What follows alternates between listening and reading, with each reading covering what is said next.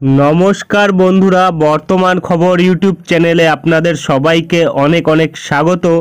তো বন্ধুরা, আবারও কিন্তু ঘূর্ণিঝড়ে পরিবর্তন ঘটেছে। কারণ এই ঘূর্ণাবর্তটি যেটি বর্তমানে ঘূর্ণিঝড়ের রূপ নিয়েছে সেটি কিন্তু কিছুটা দিক পরিবর্তন করেছে, যার জেরে কিন্তু আমাদের দক্ষিণবঙ্গে বৃষ্টির সম্ভাবনা কিন্তু কিছুটা কমে এসছে। তবে এই ঘূর্ণাবর্তে কি পরিবর্তন থাকছে তা কিন্তু দেখাবো আমরা এই ভিডিওতে।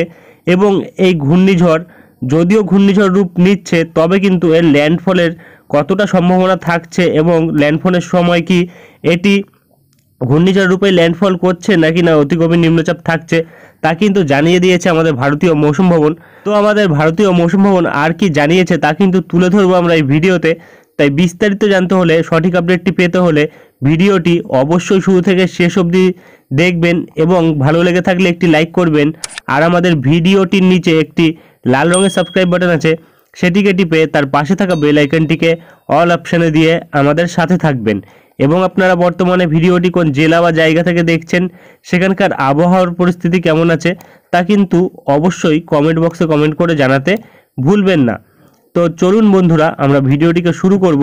তবে তার আগে দেখে নেব আমাদের ভারতীয় মৌসুম ভবন কি আপডেট দিয়েছে।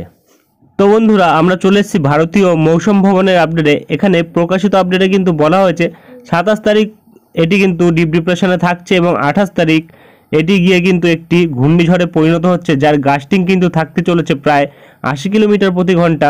তবে এই ঘূর্ণিঝড়টি কিন্তু সমুদ্রে থাকাকালীনই আবার নিম্নচাপে পরিণত হয়ে যাচ্ছে, যেটা কিন্তু বর্তমানে আমরা পাচ্ছি প্রায় এখানে কিন্তু দেখা যাচ্ছে 29 তারিখ এটি সন্ধ্যে 6টার দিকে গিয়ে কিন্তু একটি অতি গভীর নিম্নচাপে পরিণত হয়ে যাচ্ছে, যার জেরে কিন্তু এটির কোনো তেমনভাবে নাম রাখা হয়নি। এটি ঘূর্ণিঝড়ে পরিণত হলেও কিন্তু এর কোনো নাম রাখা হয়নি, কারণ এটি কিন্তু প্রকৃতভাবে যখন ল্যান্ডফল করবে তখন কিন্তু অতি গভীর নিম্নচাপ থাকবে, যার জন্য কিন্তু এর কোনো নাম রাখা হয়নি এই ঘূর্ণিঝড়ের।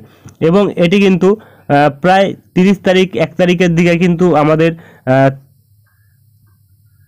তামিলনাড়ুর উপকূলবর্তী অঞ্চলে গিয়ে এফেক্ট ফেলবে, যার জেরে কিন্তু এখানে দেখা যাচ্ছে এর গাস্টিং থাকার সম্ভাবনা থাকবে কিন্তু তখন প্রায় 60 কিলোমিটার প্রতি ঘন্টা। অর্থাৎ এই ঘূর্ণিঝড়টি কিন্তু ঘূর্ণিঝড়ে পরিণত হলেও তেমনভাবে কিন্তু এফেক্ট ফেলবে না, কারণ ঘূর্ণিঝড় হওয়ার পর কিন্তু এটি আবার অতি গভীর নিম্নচাপে পরিণত হয়ে যাবে, যেটা বর্তমানে মৌসুম ভবনের তরফ থেকে বলা হয়েছে। তো আর কিন্তু